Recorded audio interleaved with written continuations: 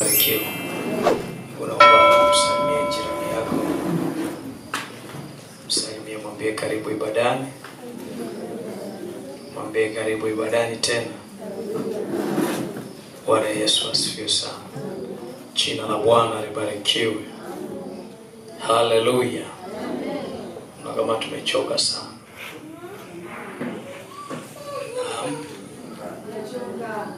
Amen. Bwana Yesu asifiwe. Amen. Sasa tuchangamke, naomba tusimame.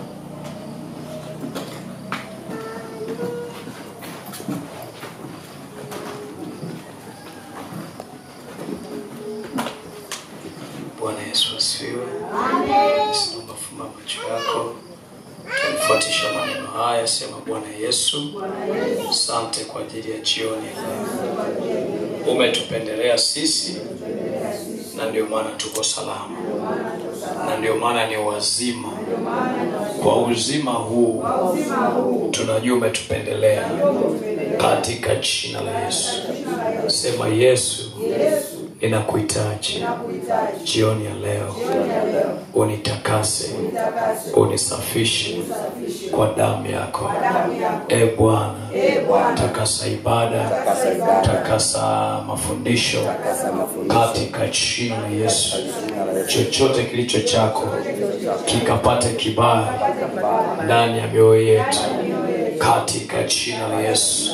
Lakini chochote cha shetani tunakiondolea halali, tunakiondolea namna yoyote.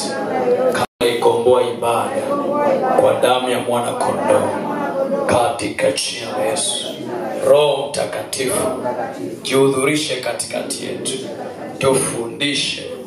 Tufundishe ili tupate faida. Maana neno lako linasema wewe ndio tufundishaye ili tupate faida. Sema faida yako ambao tunajifunza juu ya uwekezaji wa kiroho ili kuleta matokeo katika mwili, ili tuweze kuziishi ndoto katika jina la Yesu. Uwekezaji wako ukasababishe faida katika jina la Yesu. Asante Yesu, maana Mungu uko hapa na unaenda kutufanya, unaenda kutuimarisha, unaenda kutuinua, unaenda kutupeleka viwango vingine katika jina la Yesu.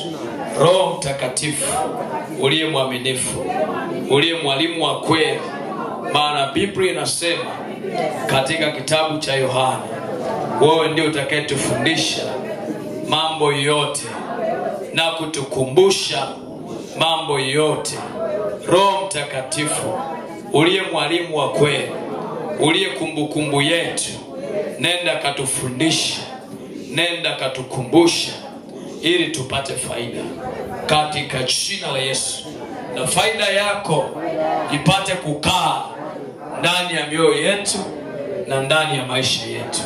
Mkono wako na nguvu zako ziambatane nasi katika jina la Yesu. Katika jina la Yesu. Katika jina la Yesu. Jina la Bwana libarikiwe. Amen. Naomba tukumbushane tena. Kichwa cha somo kinasemeje? Anayekumbuka anayeweza kukisema bila kusoma. Anaweza akakisema bila kusoma.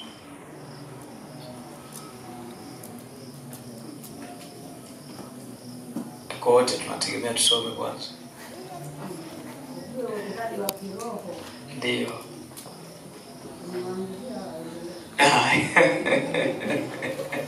Haya, mama ameanzisha, nataka tuendelee. Nani anaweza kumalizia? Anaweza kumalizia.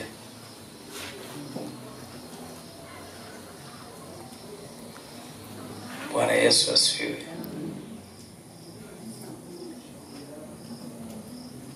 Karibu.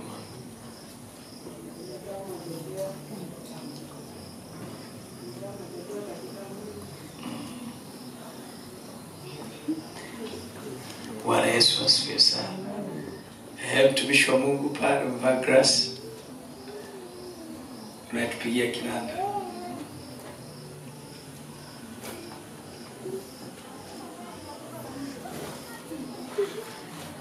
Haleluya. Asante, karibu.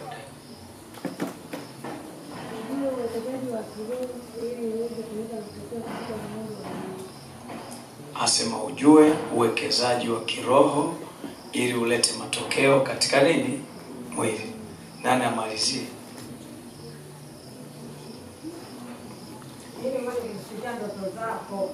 Ili uweze kuzifikia ndoto na kuziishi. Bwana Yesu asifiwe sana. Haya, turudie wote. Kichwa kinasemeje? 1, 2, 3.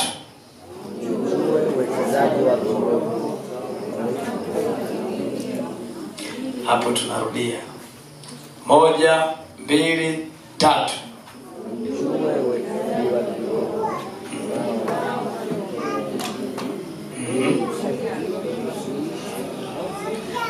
Tumeenda vizuri, lakini wengine sasa tunashindwa kweli bwana. 1, 2, 3 mpaka tuelewane hapa.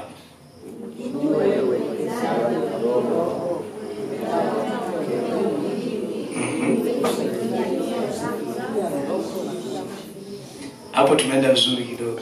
Haya, naomba turudie. 1, 2, 3.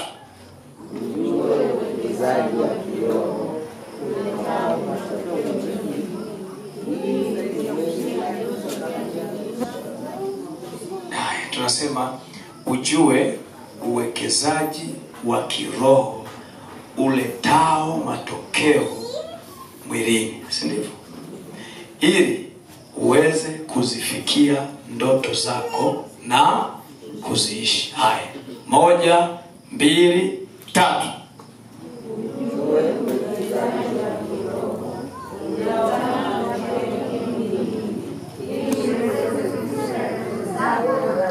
Haya, jipigieni makofi. Na ndio maana tunajifunza uwekezaji wa kiroho. Uwekezaji wa kiroho sio tu ukakaa darasani, lakini ukae darasani uishike vitu vya kukusaidia. Hakutakuwa na maana kama tungekaa muda mrefu hata miezi 2 tunajifunza, alafu hatuna kitu kilichokecha cha kutusaidia. Haya, mstari unasemeje? Unasemeje? Apandaye hapo ndo nimekumbuka. Haya, twende. Apandaye kwa machozi atavuna kwa kelele za furaha. Turudie.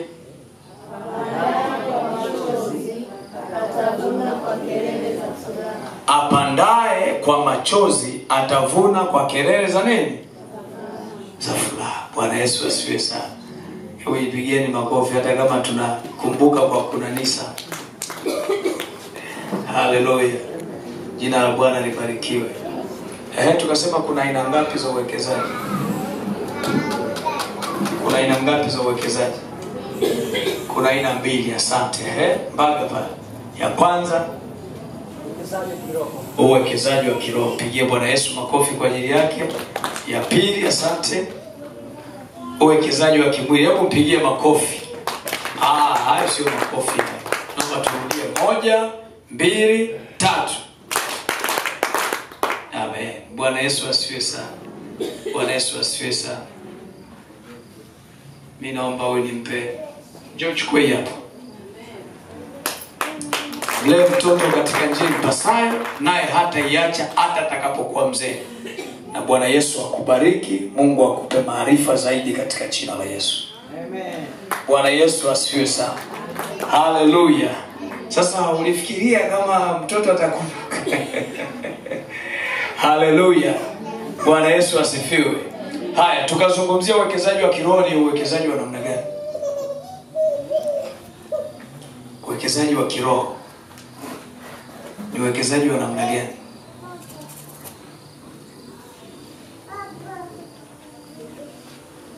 Bwana Yesu asifiwe.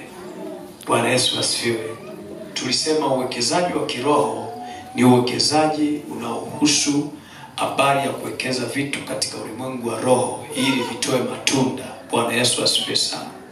Ili vitoe matunda. Na tukasema kwamba tunapokuwa tunazungumzia uwekezaji wa kiroho na uwekezaji wa kimwili ni uwekezaji ambao unategemeana, kwa sababu maisha yetu yote yanategemea katika ulimwengu wapi? Wa roho. Bwana Yesu asifiwe. Kwamba unapokuwa unazungumzia habari za rohoni huwezi ukazitenganisha. Ili upate habari za mwilini ni lazima ujifunze sana kuwekeza kwa habari za rohoni. Kwa nini? Kwa sababu chochote unachokiona katika hali ya mwili kimetoka rohoni. Bwana Yesu asifiwe sana. Na ndio maana tukasoma kitabu cha waraka wa 3 wa Yohana sura ya 1 mstari wa 2, anasema mpenzi, naomba ufanikiwe na kuwa na afya yako kama roho yako ifanya nini? Ifanikiwe afya. Kwa nini? Kwa sababu anajua afya yako, sawa, mafanikio yako anazungumzia mwilini, lakini anasema kama vile roho yako ifanikiwavyo. Kwa chochote tunachokifanya katika hali ya mwili kinatokea nini? Rohoni. Lakini ukiangalia Mithali, tulisoma Mithali nasema kwamba aonavyo mtu nafsini mwake ndivyo alivyo. Bwana Yesu asifiwe sana. Sasa ni vitu ambavyo tulikuwa tumejifunza juzi, lakini jana tukawa pia tumejifunza ni juzi hiyo tukawa tumejifunza aina za uwekezaji wa kiroho. Aina za uwekezaji wa wapi?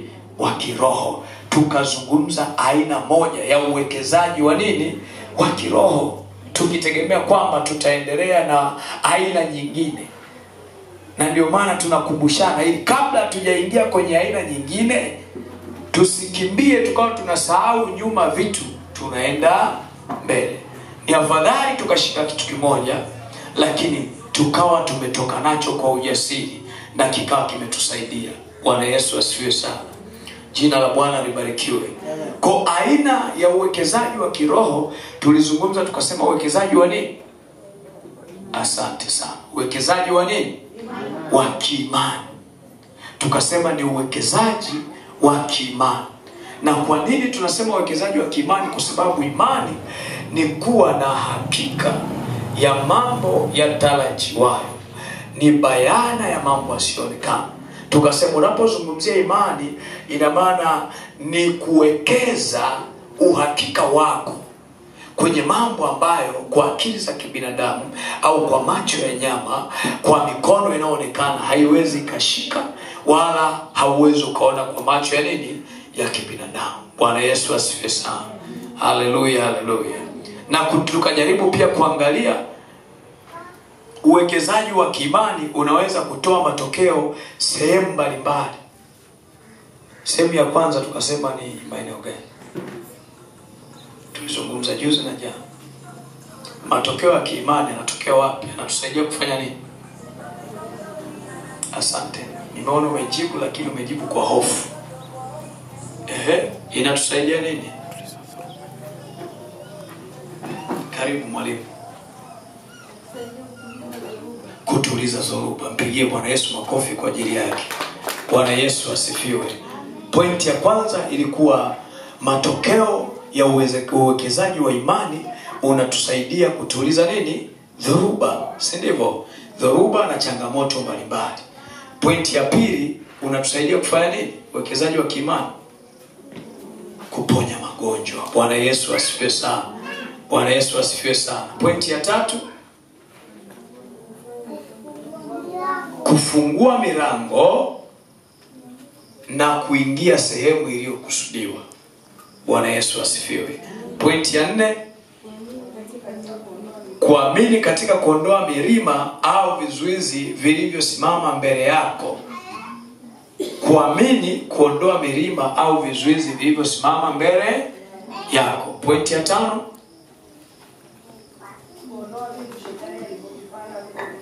amina, kuondoa vitu ambavyo shetani alivipanda kwenye maisha yetu. Bwana Yesu asifiwe sana. Jina la Bwana libarikiwe. Lakini kitu cha kipengele cha mwisho tukajaribu kuangalia imani inapandweje au imani inatokaneje. tunafanyeje ili imani yetu izaliwe na ikue. Bwana Yesu asifiwe sana.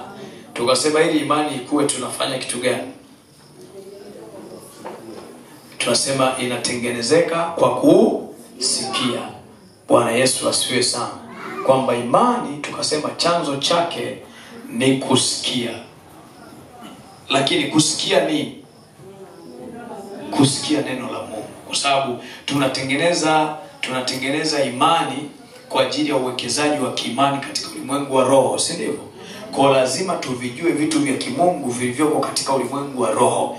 Lazima muda mwingi tuwekeze kwenye kuvisikia vitu vya kimungu, ambao huo muda tukiuwekeza kwenye kusikia vitu vya kimungu vinatusaidia kututengenezea misuri sawa ya imani au misuri ya mamlaka.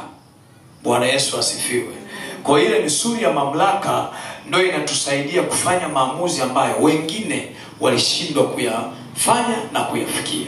Bwana Yesu asifiwe sana. Jina la Bwana libarikiwe. Sasa leo tunazungumza kipengele cha pili cha uwekezaji wa kiroho. Kipengele cha pili cha uwekezaji wa kiroho, au aina ya pili ya uwekezaji wa kiroho. Kwa nini tulitangulizia imani? Kwa sababu hakuna uwekezaji mwingine wowote unaweza ukasimama kama uwekezaji wa imani haujatangulia. Bwana Yesu asifiwe sana. Na ndio maana ukisoma katika kitabu cha Waefeso sura ya 6 anasema zaidi sana mkichukua ngao ya nini? Ya imani, ili kuweza kuzima mishale ya nini? Ya shetani. Bwana Yesu asifiwe sana. Kwa imani ni ngao. Kabla hujafanya kitu chochote, imani ni ngao.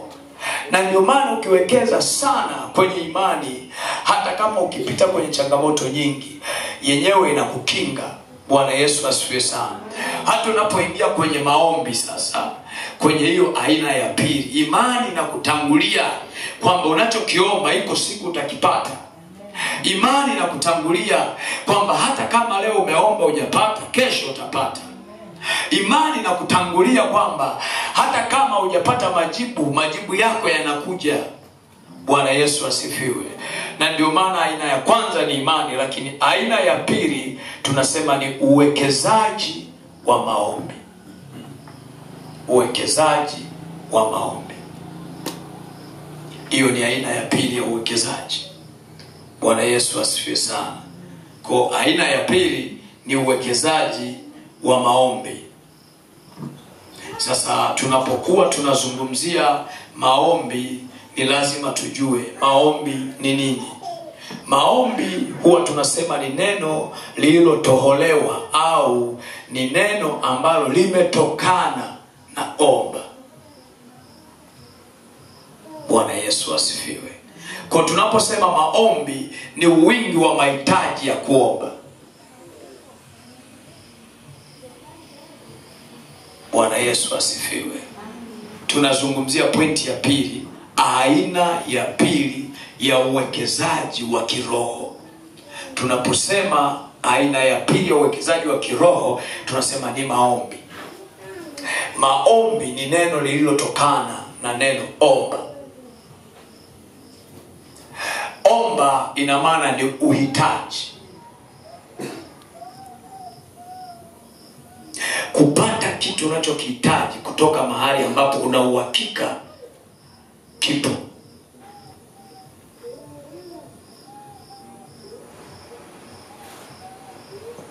Kutaka kitu unachokihitaji kutoka mahali ambapo una uhakika hicho kitu kipo.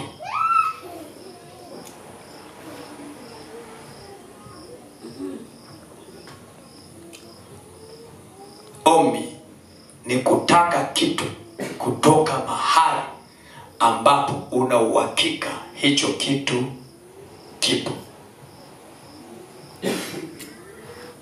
Sasa tunaposema kutaka kitu kutoka mahali ambapo una uhakika, pale kwenye uhakika, lile neno uhakika linasimama badala ya nini? Uhakika linasimama badala ya nini? Imani. Kutaka kitu kutoka mahali ambapo unaamini hicho kitu kipo. Hiyo ndio tunaita ombi. Lakini maombi, tunapozungumzia maombi sasa, maombi hiyo tulikuwa tunazungumzia ombi. Maombi tunasema ni kuhitaji kupewa mahitaji mengi. Ni kuhitaji kupewa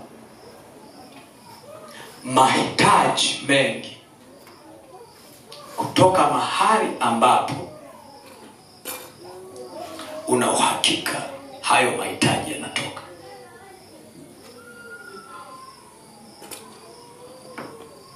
Maombi.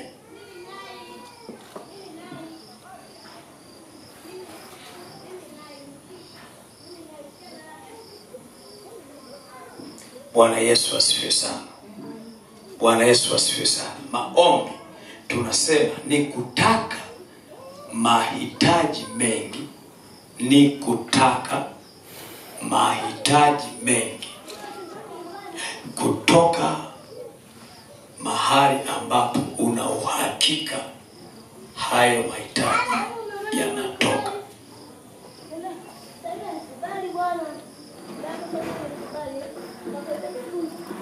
Ni kutaka mahitaji mengi kutoka mahali ambapo una uhakika hayo mahitaji yanatoka.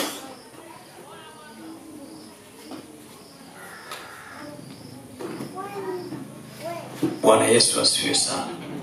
Bwana Yesu asifiwe sana. Hayo ni maombi. Lakini hayo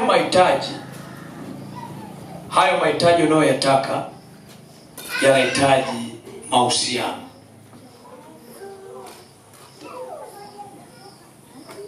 Yaani kwa sababu tunapozungumzia maombi ni hayo mahitaji kutoka mahali unapojua hayo mahitaji yanapatikana. Lakini kwa ufupi tungeweza kusema maombi ni mahusiano yaliyopo baina ya pande mbili zenye mahusiano. Ni mawasiliano yaliyopo baina ya pande mbili zilizo na mahusiano. Kwamba huwezi ukahitaji kitu kutoka mahali fulani pasipokuwa na mahusiano. Kwa nini tunahitaji mahusiano? Kwa sababu tunahitaji hakika. Kwa sababu kama hapana mahusiano, uwe na uhakika, ile hakika haitakuwa imara. Tunakuwa na hakika kwa sababu mawasiliano baina ya pande mbili zenye mahusiano.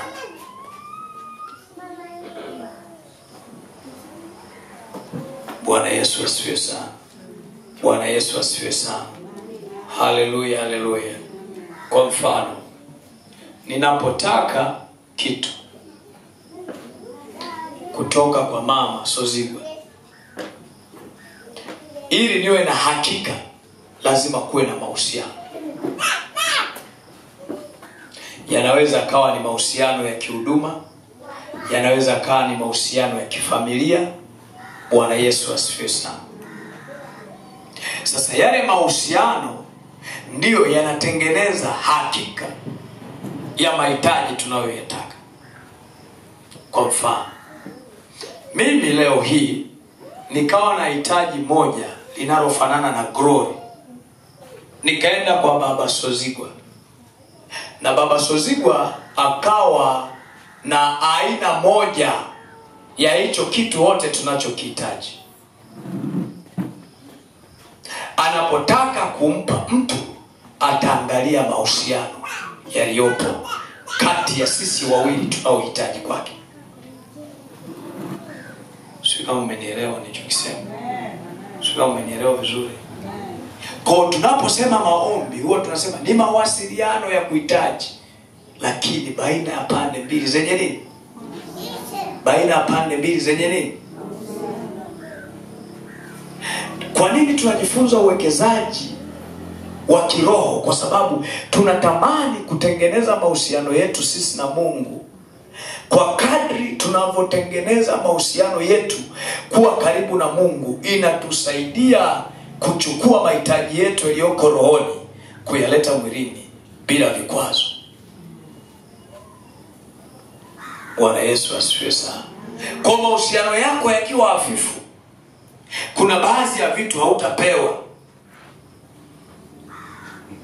Na ndio maana kuna baadhi ya vitu tumeomba muda mrefu, tumechukua miaka mingi kupewa. Kwa nini? Kwa sababu mahusiano yetu yanaonyesha kabisa hata ukipewa hakitakusaidia kwa ajili ya utumishi wako, bali kitakuwa ni sababu ya kukutoa kwenye line ya utumishi kukupeleka mahali pengine. Unanielewa sawa? Mungu unapoenda kumuomba, cha kwanza anapima moyo. Na ndio maana ukisoma katika kitabu cha Mithali sura 16 anasema Bwana anaangalia nini? Moyo.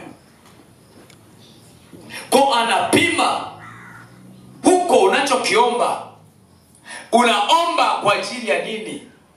Kuna baadhi ya vitu tumeomba kwa sababu ya tamaa zetu. Sio kwamba kinatakiwa kutusaidia, ni kwa ajili ya tamaa zetu. Unakuta mtu ameudhiwa na mtu anasema, sasa huyu mtu ningekuwa na hela angenitambua. Sasa Mungu hawezi akakupa hela kwa sababu wewe unataka ukipata hela uonyeshe jinsi gani wewe ni giant kwa huyo mtu aliyekuonea.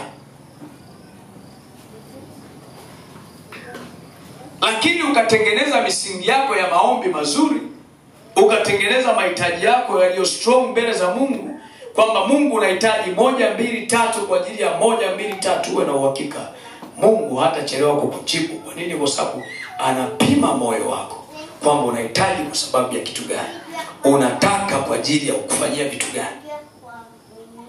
Kwa kiupima uwe moyo wako, hata unapoingia kuomba anakuwa na sababu ya kufanya nini? Ya kukubariki. Bwana Yesu asifiwe sana. Fungua na mimi kitabu cha Mathayo.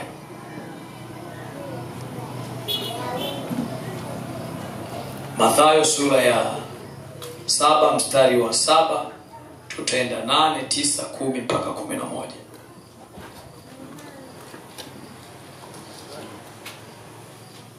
Mathayo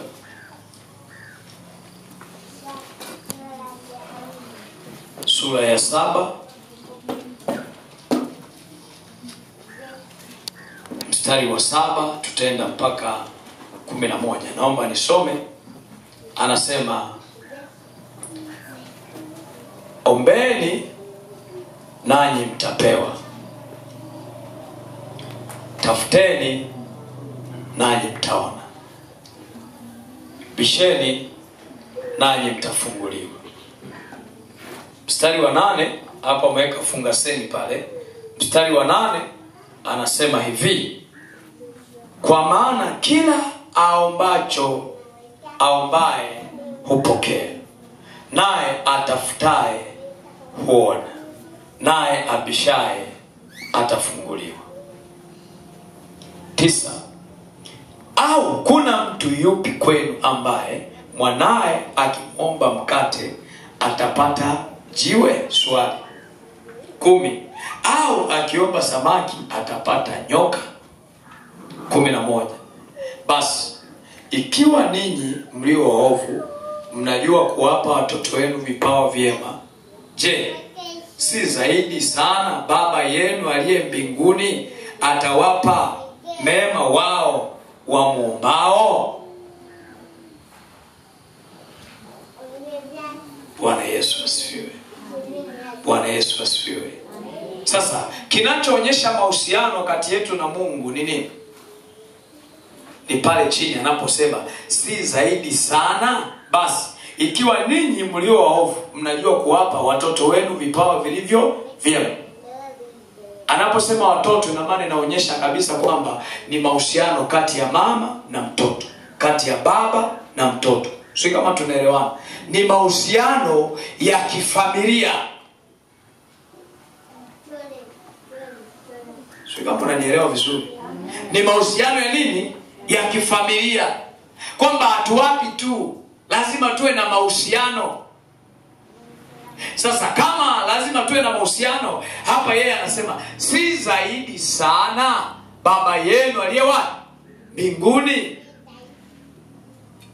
Kwa nini anasema Baba yenu aliye mbinguni? Ni mahusiano ya kifamilia katika ulimwengu wa roho, au ni mahusiano ya mwili wa nani? Wa Kristo. Na ndio maana tunaamini kwamba sisi Baba yetu wa mbinguni ni Mungu.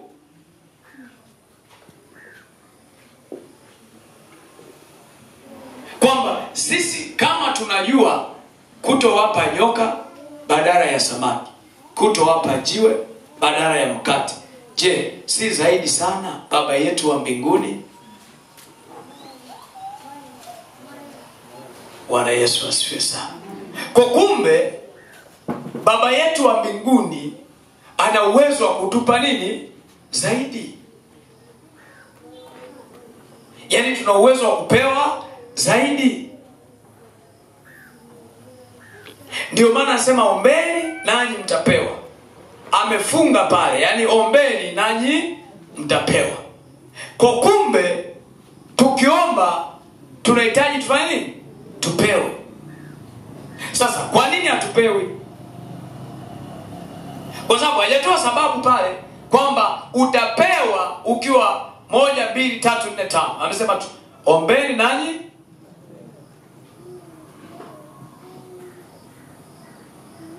Kwa kuomba ni uwekezaji wa aina ya pili wa kiroho. Lakini uwekezaji huu unategemea sana mahusiano. Na hayo mahusiano tunakuwa nayo kati yetu sisi na Mungu ndio yanasababisha sasa kutengeneza nini? Imani. Tunakuwa na uhakika kwa sababu ya yale mahusiano. Tunakuwa na uhakika kwamba nikienda kuhitaji mahitaji mbele za nani? Za Mungu, nitafanya nini? Nitapewa. Lakini mahusiano yasipokuwa mazuri, na ndio maana kuna mtu wakati mwingine hata kuomba haombi. Ukimuuliza kwa nini uombi, anakuambia mimi kwa kweli siko vizuri. Kwani tunapoenda kuomba mbele za Mungu tunalazimishana? Si dhamiri yako inasema? Nafsi yako inasema? Akili yako inasema? Kwa sababu mahusiano yakiharibika mbele za Mungu, nafsi zetu zinasema, ila kwa sasa mahusiano yako na Mungu hayapo. Hausubiri Mama Sozigwa kama mbeba maono aseme kwamba mahusiano yako wewe na Mungu yameharibika. Nafsi yako inasema kwamba mahusiano yako na Mungu yamefanya nini? Yameharibika. Kwa ili tuwekeze vizuri kwenye maombi, tunahitaji kutengeneza mahusiano na nani? Na Mungu. Lazima tutengeneze mahusiano na nani? Na Mungu. Bwana Yesu asifiwe sana. Haleluya, haleluya. Ukitengeneza mahusiano na Mungu, unakuwa na ujasiri juu ya kuenda mbele za nani? Za Mungu, na kumwambia chochote na ukatendewa. Mahusiano yako yakiwa mazuri na Mungu, usipopewa una ujasiri wa kumwendea na kumuuliza, kwa nini hujanipa? Sio kama unanielewa vizuri. Sio kama unanielewa vizuri. Na ndio maana kuna mtu mwingine anaweza akaomba leo kitu, hajapewa, kesho ataomba. Hajapewa, atafunga. Hajapewa, ataendelea kudai. Mwingine akiomba mara moja haombi tena. Kwa nini? Kwa sababu nguvu ya mahusiano iliyopo kati yake na Mungu ndiyo inayoongoza majibu anayotakiwa apewe. Bwana Yesu asifiwe sana. Na tunapozungumzia mahusiano, sio kuimba, sio kuhubiri, sio kuombea, sio kusimama kwenye mimbari namna hii kama nilivyosimama. Naweza nikasimama hapa alafu nikaa nimemwasi Mungu, sina mahusiano naye.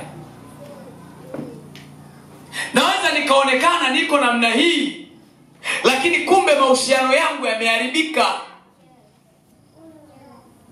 Na ndio maana tunatamani ufahamu, tunapozungumzia uwekezaji wa kiroho, ni lazima ujue kwa habari ya uwekezaji. Huwezi ukamwamini mtu usiyekuwa na mahusiano naye.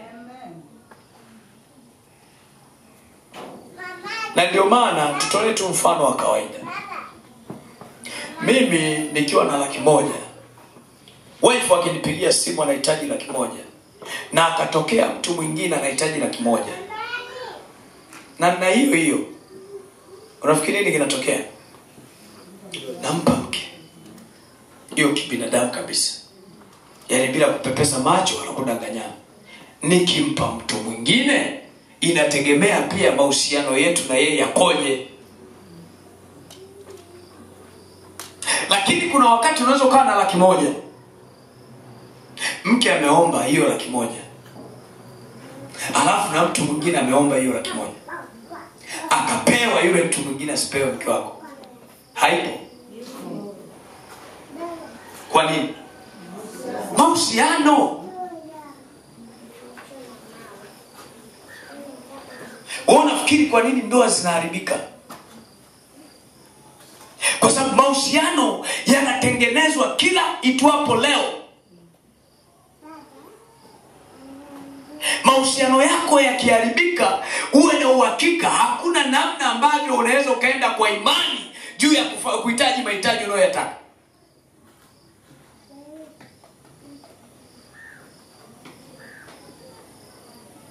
Wewe unajua kuona kuna mtu ana mke mzuri kabisa, ameoa mke mzuri kabisa, lakini hapeleki hela ya chakula, hapeleki hela ya watoto, ila yuko kimada fulani hivi ambaye yuko huko mtaani. Ukiangalia mke na yule wala hata walingana, lakini akipiga tu simu, yani kama ana 100,000 yule anahitaji 100,000, familia itapita kwenye changamoto kubwa kuliko yule mtu. Kwa nini? Mahusiano yanatengenezwa. Na ndio maana hata tunapokuwa tunaingia kanisani, tunakuwa na muda wa kuomba toba. Kwa nini? Kwa sababu tunatengeneza mahusiano yetu na Mungu ili yakae vizuri. Kabla hatujapeleka zile shida zetu, lazima tuwe tumejitengeneza, lazima tuwe tumetengeneza mahusiano yetu na Mungu, ili tunapopeleka zile hoja zetu tuwe na uhakika na kitu tunachokifanya.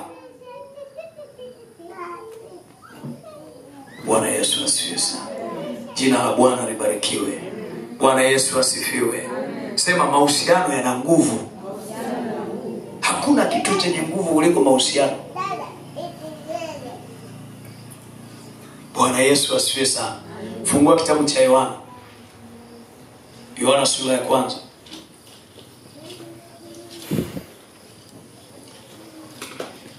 Yohana sura ya 1 mstari wa 12 anasema hivi, na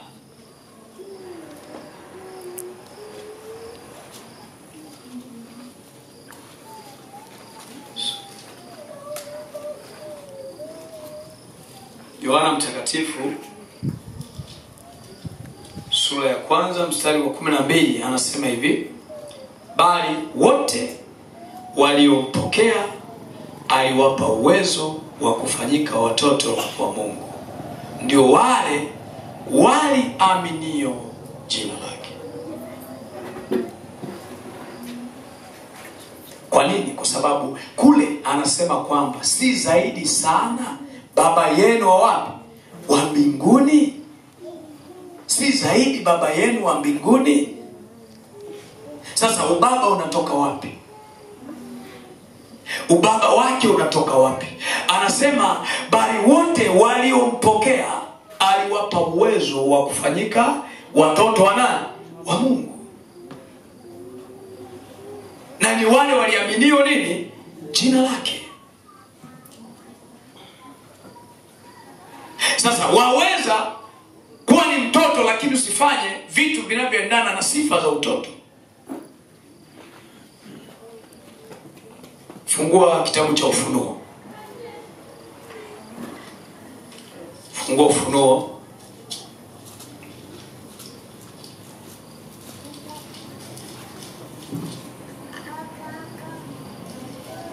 Fungua Ufunuo 22.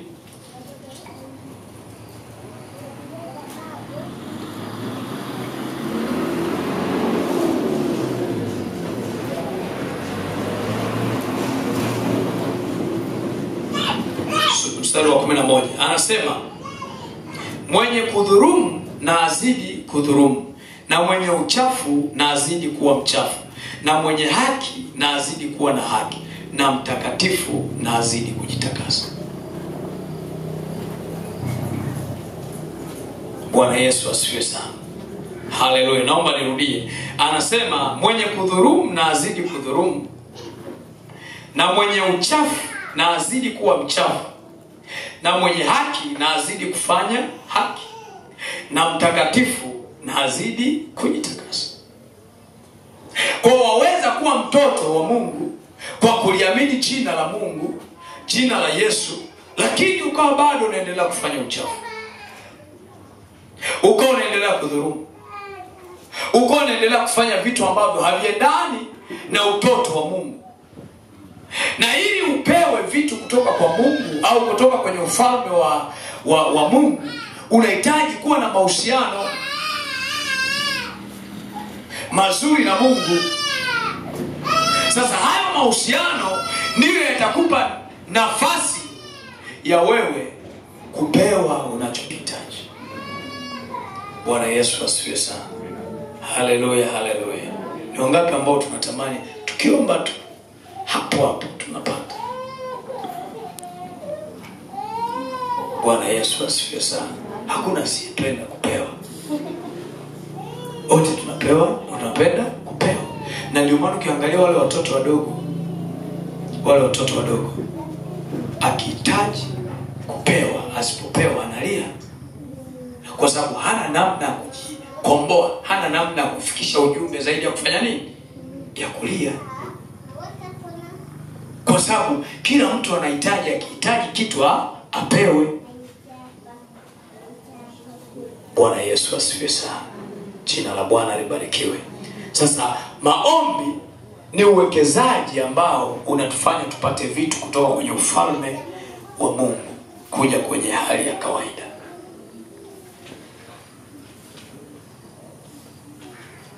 Ni muda tunaowekeza kwa ajili ya kuhitaji vitu kutoka kwenye ufalme wa Mungu kuja kwenye ulimwengu wa kawaida. Bwana Yesu asifiwe sana. Jina la Bwana libarikiwe. Haleluya, haleluya. Kwa unapoambiwa tuna maombi, usiwe ni mwepesi wa kukimbia, maana ni miongoni mwa uwekezaji, tena ni uwekezaji mkubwa. Ukitoka imani, maombi ni uwekezaji mkubwa pia. Na ndio maana nikasema tuna aina 4 za uwekezaji ambazo ukizifahamu hakuna jambo litaenda tofauti. Kwa nini? Kwa sababu ukijua kuwekeza kwenye imani, uwe na uhakika hakuna kitu kitakataa. Lakini pamoja na kuwekeza kwenye imani, unahitaji uwekeze muda mwingi sana kwenye kuomba. Na kuomba kuko kwa aina nyingi, tutazungumza hapo. Kuna namna nyingi sana za kuomba ili zitengeneze matokeo kwenye ulimwengu ulio nao wa mwili. Bwana Yesu asifiwe. Bwana Yesu asifiwe. Na ndio maana ukiangalia, tulisoma jana, kuna baadhi ya mistari inazungumza habari za wanafunzi wa Yesu walipoletewa yule mtu mwenye kifafa. Walishindwa, si kwamba walikuwa hawana imani. Walikuwa na imani, ila imani yao ilikuwa ni ndogo. Sasa ile imani ili ikue, unahitaji uwekeze sana kwenye maombi. Kwa nini? Kwa sababu kwa kadri unavyozidi kuomba sana, ndivyo unavyoitengeneza imani yako ikue. Kwa sababu ukiomba leo ukapewa, unamwamini aliyekupa. Ukiomba kesho ukapewa, unaongeza kumwamini aliyekupa. mwisho wa siku hata ukienda kuomba kitu kikubwa utaamini utapewa. Kwa nini? Kwa sababu ulipoomba kidogo ukapewa, ulipoomba chakati ukapewa. Kwa hata unapoenda kuomba vitu vikubwa unakuwa na imani kabisa kwamba hata nisipopewa leo, lakini nina uhakika iko siku nitafanya nini? Nitapewa. Utaendelea kuomba ni mpaka umekipata hicho kitu. Kwa nini? Kwa sababu kwa kadri unavyozidi kuomba ndivyo unavyotengeneza misuri ya uhakika wa kukipata hicho kitu, ndivyo unavyotengeneza misuri ya uthibitisho juu ya hicho kitu ukipata. Bwana Yesu asifiwe sana. Haleluya, haleluya. Sasa tuna aina nyingi za maombi.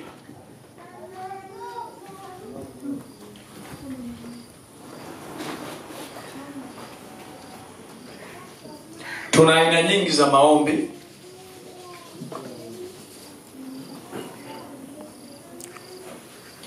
Aina ya kwanza ya maombi tunasema ni maombi ya toba na rehema.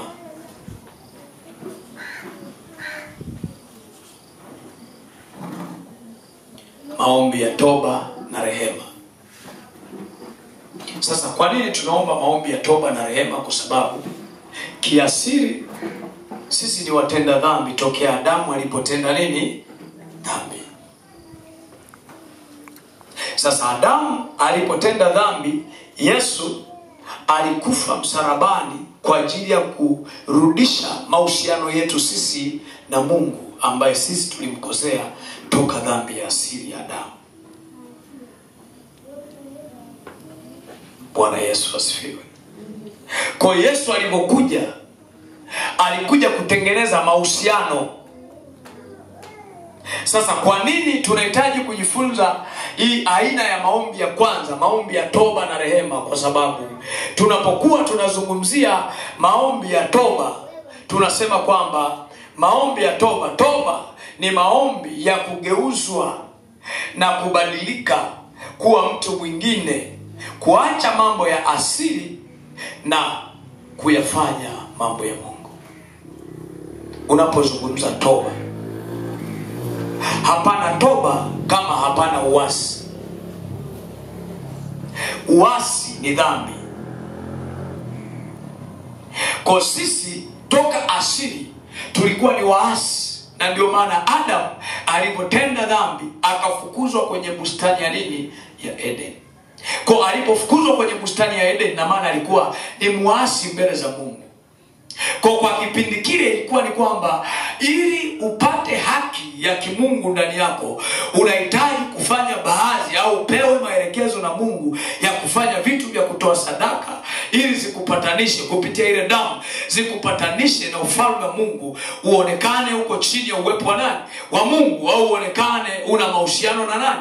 Na Mungu. Lakini baadaye akaona wako watu ambao watakosa hizo sadaka, kwa sababu hizo sadaka kuna wakati itakiwa utoe mbuzi, utoe kondoo, utoe ng'ombe. Sasa wale maskini ambao hawana uwezo wa kununua hivyo vitu wangepata wapi mahusiano na Mungu? Bwana Yesu asifiwe. Na ndio yes, karibu. Okay. Maombi ya toba tumesema hivi. Toba, sijazungumzia rehema, rehema sijazungumzia bado. Nimezungumzia toba. Tunasema toba ni maombi ya kugeuzwa na kubadilika kuwa mtu mwingine. Yaani kuna mambo ulikuwa unayafanya, dhamiri yako inaumia kwamba ninafanya haya lakini namkosea Mungu. Ninafanya haya, nimemkosea baba. Ninafanya haya, nimemkosea rafiki yangu. Sasa maombi ya toba ni maombi ya kugeuzwa kutoka kwenye vitu ambavyo dhamiri yako inakuambia umekosea kwenda kuwa mtu mwema. Naomba nirudie tafsiri kutoka hapa. Nimesema maombi ya toba ni maombi ya kugeuzwa na kubadilika kuwa mtu mwingine. Lakini kwa mwendelezo huo kuacha mambo ya asili ambayo hayampendezi Mungu na kuyafanya yampendezayo nani? Mungu. Hayo ndio yanaitwa maombi ya toba. Sasa toba sio tu kupiga magoti na kusema Baba ni rehemu. Unajua watu wengi wanachanganya. Wanafikiri toba ni maombi ya kusema tu Baba ni rehemu. Hapana. Toba ni maombi yaliyoambatana na kujutia na kuacha. Hata ungeomba lakini hujaacha, hauna toba. Sio kama unanielewa ninachokisema. Toba ni kuacha, ni kubadilika. Kama ulikuwa unafanya vitu vibaya unaviacha. Kama ulikuwa ni jambazi unaacha. Kama ulikuwa unafanya ufusko unaacha. Kama ulikuwa ni mzinzi unaacha. Kama ulikuwa ni mchawi unaacha.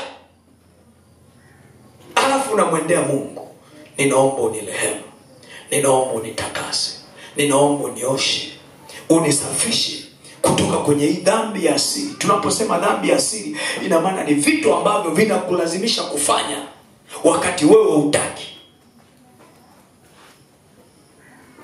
Bwana Yesu asifiwe sana. Haleluya, haleluya. Hayo ndio maombi ya nini? Ya toba. Kwa hiyo toba inakufanya kuwa mtu unataka kutembea sawa na umuombae msamaha na kuacha upinzani ndani yake. Toba inakuhitaji utembee sawa sawa na yule unayemuomba nini? Msamaha. Na kuacha upinzani. Sio kama unanielewa. Toba ni kutaka kutembea sawa sawa na mtu unayemuomba nini? Msamaha. Na kuacha nini? Upinzani. Sasa ukisema nimeomba toba alafu unapinga, ina maana sio toba. Hiyo sio nini? Sio toba. Wewe leo umeingia kanisani unasema naomba toba. Ukitoka hapo umeruka, umepeperuka usiku. Umekuja kanisani unasema nimeomba toba. Ukitoka hapo umezini. Toba ni kuacha. Bwana Yesu asifiwe sana. Toba ni nini? Ni kuacha na kutembea sawa na yule unayetaka uenende naye. Na ndio maana tunapozungumzia mahusiano, ina maana unapoacha kuyafanya yale ambayo hayampendezi Mungu na kuanza kutembea sawa sana Mungu anavyotaka, ndipo unapotengeneza mahusiano. Bwana Yesu asifiwe sana. Bwana Yesu asifiwe sana. Ukisoma Kumbukumbu ya Torati sura 28 mstari wa kwanza, wa pili na wa tatu, pale anasema itakuwa, naomba nisome.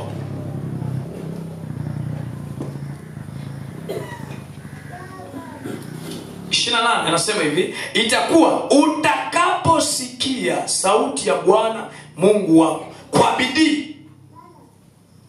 Cha kwanza anasema kwa bidii. Cha pili, kutunza, kuyafanya maagizo yake yote ni kuagizayo leo, ndipo Bwana Mungu wako atakapokutukuza juu ya mataifa yote duniani. Bwana Yesu asifiwe. Tunazungumzia toba. Toba ni kuacha. Ukiacha utakuwa ni mtu ambaye unasikiliza kutoka kule ambako unatamani uende naye sawa. Kwa ina maana utasikiliza kwa bidii na utaenda sawa sawa na anavyotaka. Ina maana utaondoa nini? Upinzani. Na ukiondoa upinzani, hapo ndo unasema nimetubu mbele za Mungu. Bwana Yesu asifiwe sana. Bwana Yesu asifiwe sana. Tunapozungumzia toba, hatuzungumzii kusema Mungu naomba unisamehe. Tunazungumzia kuacha. Huko ndo tunasema kutubu. Sio kama nimeleweka. Sasa maombi ya toba ni maombi ya kwenda mbele za Mungu na kuomba msamaha juu ya yale uliyoyafanya na kuacha. Unaomba msamaha mbele za Mungu juu ya yale uliyoyafanya, lakini pia hatua inayofuata ni kuyaacha, kutoyafanya tena. Mambo ya Nyakati wa pili sura 6 mstari wa 26 mpaka 27. Hivi, ikiwa mbingu zimefungwa hata hakuna mvua, kwa sababu wamekukosa wewe, kama wakiomba, wakikabiri mahali hapa na kulikiri jina lako na kuiacha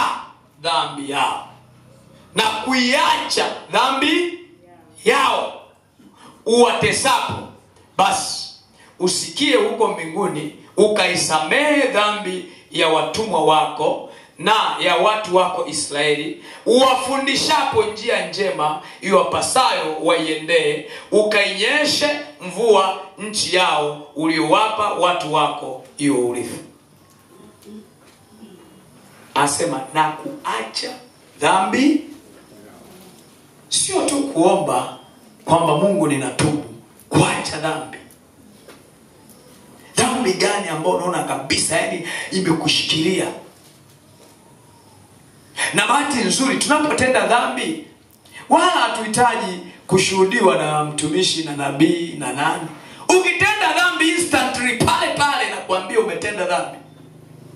Yani hicho kitu ndio Mungu alikiweka cha ajabu sana. Yani cha ajabu mno. Vinavyotofautisha kwenye uwekezaji wa maombi ni kwa sababu kuna mtu mwingine tunaingia kuomba, moyo wake unasema kabisa ustahili kupokea hicho unachokiomba. Kwa nini? Umetenda dhambi.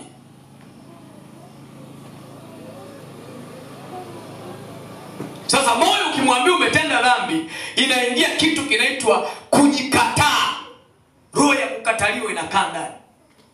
Ikishakaa ndani ile roho ya kukataliwa, anakuwa kila anapotaka kufanya kitu cha kimungu, ile roho ya kukataliwa inamwambia utakuwa wewe hustahili kufanya hiki. Sio kama unanielewa ninachokisema. Na ndio maana tunahitaji kujifunza sana maombi ya toba na rehema, kwa sababu tunajua kabisa watu wengi wamecheleweshwa kwa sababu ziko roho za kukataliwa zimekaa ndani yao na zikiwahukumu kila inapoitwa leo. Kila wanapoingia kwenye maombi, roho za kukataliwa zinawahukumu kwamba hustahili kupata hiki, umemkosea Mungu. Bwana Yesu asifiwe sana. Bwana Yesu asifiwe sana. Lakini Biblia inasema hivi, ikiwa nchi imeingia njaa na tauni au ukosefu wa mvua au ukungu au nzige au panzi, ikiwa adui wamehusuru katika nchi ya miji yao, au ukiwapo msiba wowote au ule wowote, yoyote atakayoyaomba na kusihi mtu awaye yote au mtu wako Israeli, wote pamoja watakaojua kila mtu pigo lake wenyewe na msiba wake wenyewe, akinyoshea mikono nyumba hii, basi usikie huko mbinguni, ukaapo ukasamehe. Dhambi ina kawaida ya kukausha mifupa na nyama. Dhambi ina kawaida ya kuharibu hata kunajisi ardhi. Yani tunapotenda dhambi, ina maana mapigo ya dhambi yanaingia kutoka unapokuwa, popote unaposhiriki, popote unapoenda, mapigo ya dhambi yanatembea hapo. Na ndio maana ukisoma haya mambo ya Nyakati, ukisoma hii mistari ya hapa, utaona vile ambavyo inajaribu kuelezea madhara ya mtu kukaa kwenye dhambi. Lakini ukisoma huu mstari 26 na 27, ndio hapo anaposema kwamba na kuziacha dhambi yao, na kuiacha dhambi yao. Hiyo 26 anasema na kuiacha dhambi yao uwatesapo. Yani hao watu wakikubali kuiacha dhambi yao uwatesapo. Dhambi ina kawaida ya kutenga sura ya Mungu isiwe pamoja na sisi. Dhambi ina kawaida ya kuzuia sikio la Mungu lisisikie. Dhambi ina kawaida ya kumtenga Mungu na sisi awe mbali. Na ndio maana nimekuambia tunapozungumzia maombi ni mawasiliano baina ya pande zote mbili zenye mahusiano. Sasa dhambi ina kawaida ya kutenganisha hayo mahusiano. Kwa kama mahusiano yametoka hapo, ina maana uwe na uhakika hakuna mawasiliano. Kwa mawasiliano ya kimaombi yanategemea mahusiano. Bwana Yesu asifiwe sana. Fungua na mimi kitabu cha Isaya. Isaya 59 mstari wa kwanza.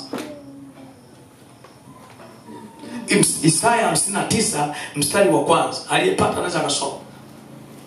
Isaya 59 mstari wa kwanza.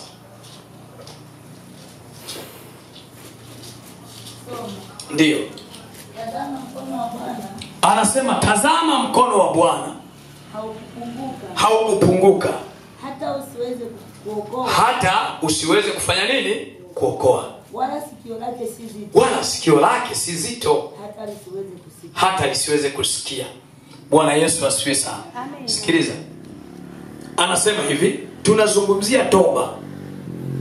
Anasema tazama mkono wa Bwana haukupunguka hata usiweze kuokoa, wala sikio lake si zito hata lisiweze kusikia. Mstari wa pili. Lakini ukiona lakini kwa wale wanaofundisha, ukiona lakini, hata kama sema ukila maharage hakuna shida, ukila nyanya chungu hakuna shida, ukifanya 1 2 3 ni utukufu kwa Mungu. Lakini anapokuwekea lakini, tunafuta pointi zote za kwanza, tunaanzia hapo. Sio kama umenielewa ninachokisema. Sio kama umenielewa ninachokisema. Lakini inaonyesha kwamba kule nilikuwa na kufariki, lakini pointi inaanzia hapo. Sio kama umenielewa vizuri. Anasema lakini maovu yenu yamewafarakanisha ninyi na Mungu wenu, na dhambi zenu zimeuficha uso wake msiuone, na hata anasema hata hataki kusikia. Sio kama unanielewa ninachokisema. Kwa tunapozungumzia maombi ya toba, tunataka tukusaidie utoke kwenye rejection ya mahitaji yako, utoke kwenye mahusiano mabovu mabaya yako na Mungu, alafu kae kwenye mahusiano mema, ili unaposema Baba katika jina la Yesu, mbingu zitikisike na kuachia majibu kwa ajili yako. Bwana Yesu asifiwe sana. Jina la Bwana libarikiwe. Anasema mkono wa Bwana haukupunguka. Anasema tazama mkono wa Bwana haukupunguka hata usiweze kuokoa, na wala sikio lake si zito hata lisiweze kufanya nini? Kusikia. Lakini dhambi zetu zimeufarakanisha uso wa Mungu hata tusiweze kufanya nini? Kuona. Sio kama unanielewa. Ina maana dhambi zimemtenganisha Mungu na sisi. Dhambi zimemtenganisha Mungu na sisi. Na ndio maana ukisoma Ufunuo anasema maombi ya mwenye dhambi ni kelele mbele za nani? Ni kelele mbele za nani? Lakini maombi ya mwenye haki kwenye Ufunuo anasema ni manukato mbele za nani? Sio kama unanielewa ninachokisema. Kwa tofauti yetu ni kwamba kuna mwingine umeenda kuomba angali dhambi iko ndani, hujaitubu, hujaomba toba na kuiacha. Kwa unapoenda kuomba mbele za Mungu inakuwa ni kelele. Yaani unapoenda mbele za Mungu, Mungu anaziba sikio, anaona unampigia kelele. Lakini yuko mtu ambaye akianza Baba katika jina la Yesu, mbingu zinanyamaza, zinakuwa kimya, zikisikiliza huyu mwanaye anasema nini. Kwa sababu mbele za Mungu inakuwa ni manukato, ni harufu nzuri. Maombi ya mtakatifu mbele za Mungu ni harufu. Mungu anaahirisha vitu, yuko tayari kusikiliza, maana anaposikiliza anasikia manukato. Bwana Yesu asifiwe sana. Na ndio maana tunatamani sana uelewe kwa habari ya uwekezaji wa kiroho, ambao aina za uwekezaji wa kwanza tumesema ni nini? Ni imani. Lakini ya pili ni maombi. Kwenye maombi tumeanza aina ya kwanza, lazima ujue kuwa kuna toba na rehema. Haleluya. Haleluya. Haleluya. Wangapi tunaelewana? Tunapozungumzia toba ni kuacha. Kuna kitu unaweza kuwa unakifanya, unaona kabisa hata kama watu wanaona kinafaa, lakini moyo wako hauna amani. Ujue ni dhambi. Kwa sababu Mungu alipotuumba sisi, ukisoma kitabu cha Mwanzo, anasema Mungu akasema na tufanye mtu kwa mfano wetu. Kwa mfano wa Mungu alimuumba mwanamume na mwanamke. Unanielewa? Mfano wa Mungu sio rangi tulionayo. Na ndio maana kuna wazungu, kuna Waarabu, kuna Waafrika, kuna Waitaliano, kuna watu namna gani, lakini ukiangalia mfano wa Mungu alimaanisha ile nafsi ya kimungu aliyeiweka ndani yako, au roho ya Mungu aliyeiweka ndani yako, ambayo hiyo roho ndio inayokutofautisha. Ukitenda dhambi na kuambia hili, hata kama ukijitahidi kujikaza, ni dhambi. Haleluya. Na ndio maana ukiangalia, ukitenda dhambi, hata kama ungetenda dhambi kwenye kificho, hata kama ungetenda dhambi mahali ambapo hakuna mtu anafika, hata kama ungetenda dhambi mahali ambapo hakuna shirika na mtu, lakini baada ya kutenda dhambi unasikia moyo wako unaugua na kuumia, unasema ulichokifanya ni dhambi. Kwa nini? Kwa sababu huo ndio mfano wa nini?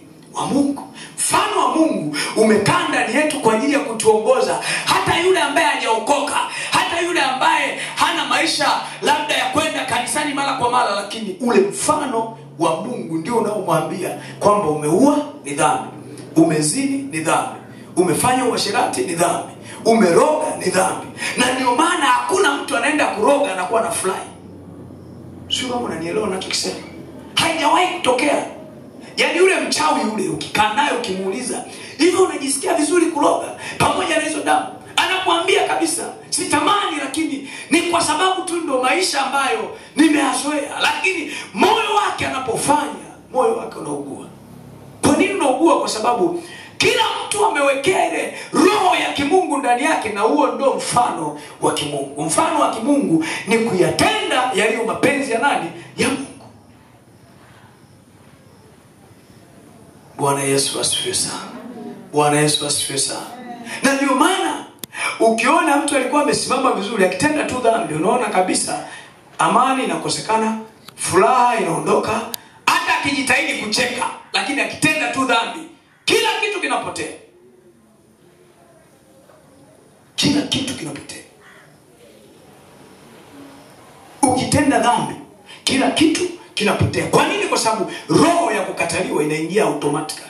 Ikishaingia automatically, ndio unasikia kuna mtu alikuwa tu yuko vizuri, amekunywa sumu, amekufa, amechukua kamba, amejinyonga. Kwa nini? Rejection inakaa ndani yake. Roho ya kukataliwa inamwambia wewe ustahili kuishi, kwa sababu uliyekuwa unamtegemea tayari umemtenda dhambi. Na shetani anakuja na mazomeo, umetenda dhambi. Sasa anapokuja na mazomeo, hutaki kuchelewa. Unatakiwa umkatae shetani na kazi zake, umwambie hata kama nilikosea kwa bahati mbaya, lakini nahitaji kumrudia nani? Mungu. Simama mbele za Mungu. Mwambie Mungu, ni rehemu, nisamehe. Ukienda mbele za Mungu kuomba toba na ukaamua kuacha dhambi, Mungu anageuka. Mungu si mwingi wa hasira. Bwana Yesu asifiwe sana. Anageuka, anakuja upande wako. Kinachotufanya tupite kwenye maisha magumu ni kwa sababu tunatenda dhambi, tunajua hii ni dhambi na tunaendelea nayo. Dhambi haijawahi kuacha mtu salama. Dhambi haijawahi kuacha mtu salama. Yaani hata ungeenda, ungejikaza, ungejitahidi, ungefanya unavyoweza, bahati mbaya sana dhambi na kawaida ya kuongeza dhambi juu ya dhambi. Ukifanya uzinzi, itaongeza uongo, itaongeza nini, itaongeza nini. Na kwa kadri inavyoongeza dhambi, uhakika mifupa inakauka, nyama inakauka, ardhi inanajisika, watoto wanaharibika. Kwa nini? Kwa sababu dhambi ina kawaida ya kuondoa uhalisia na kuleta majuto zaidi na zaidi. Kwa ukishagundua umetenda dhambi, cha kwanza unatakiwa kuenda kuomba toba. Usianze kutafuta watu wa kukufariji. Unatakiwa uombe nini? Toba. Toba ndo kitu ambacho kinaweza kikakusaidia. Yaani hata ungekuja kwangu uje na staili nyingi ukaniambia, mtumishi, hivi nikifanya hivi itakuwaje? Haitakusaidia. Mimi naweza nikakupa majibu labda kwa sababu unanisaidia chochote, lakini haitakusaidia. Haitakusaidia. Na uzuri wa dhambi inasema, dhambi haina kificho kwenye mioyo yetu. Inasema wewe umetenda dhambi. Biblia ukisoma Mithali inasema, afichaye dhambi zake hatafanikiwa. Afichaye dhambi zake hata nini? Fanikiwa. Bali aziungamaye na kutubu atapata nini? Rehema. Kwa dawa ya dhambi ili uwe salama ni kutubu na kuomba rehema. Bwana Yesu asifiwe sana. Jina la Bwana libarikiwe. Haleluya. Haleluya. Sasa tunapozungumzia rehema,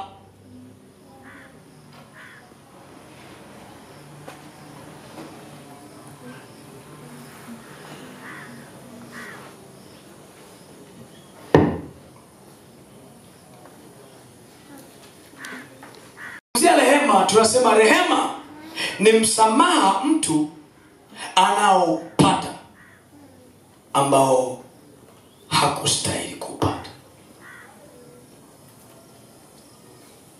Ni msamaha mtu anaopata ambao hakustahili kupata. Wakati toba tumesema ni kuacha dhambi na kutubu. Ni kutubu na kuacha dhambi. Rehema ina maana kuna baadhi ya vitu ambavyo vilikuwa vina sababu ya kukushikilia wewe kisheria. Kisheria kabisa. Yamkini kutokana na maisha unayoishi, au kutokana na familia uliyotoka, kutokana labda na ukoo uliotoka, ni ukoo labda wa miungu ambao umeweka maagano fulani kwenye hayo maisha, kwamba hawa watu hawatokaa wakaishi kwenye wokovu hata miaka kadhaa, au hawa watu hawatokaa wakaishi kwenye Ukristo. Yenyewe rehema kazi yake ni kututoa kwenye maagano ambayo hatukuwahi kushiriki kuwepo, lakini alikuwa na uhalali wa kutushikilia. Bwana Yesu asifiwe sana. Bwana Yesu asifiwe sana. Rehema hiyo ndo kazi yake.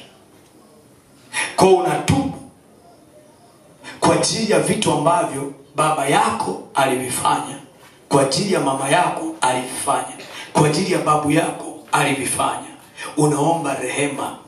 Kwa Roho Mtakatifu anachokifanya kupitia damu ya Yesu iliyomwagika pale juu ya msalaba, anaanza kufuta zile hatia, anaanza kufuta yale maandiko, anaanza kufuta zile sheria zilizokuwa na uhalali wa kukushikilia hata kama wewe haukuwepo kipindi hicho, lakini zimefungamanishwa na ukoo, zimefungamanishwa na familia, zimefungamanishwa na maisha yenu. Rehema kazi yake, unapoomba ndio inakuwa inafanya hizo kazi. Bwana Yesu asifiwe sana. Kwa kazi ya rehema ni tofauti na toba. Toba ni wewe kama wewe umetenda dhambi, umejua hii ni dhambi, ni kutubu na kufanya nini?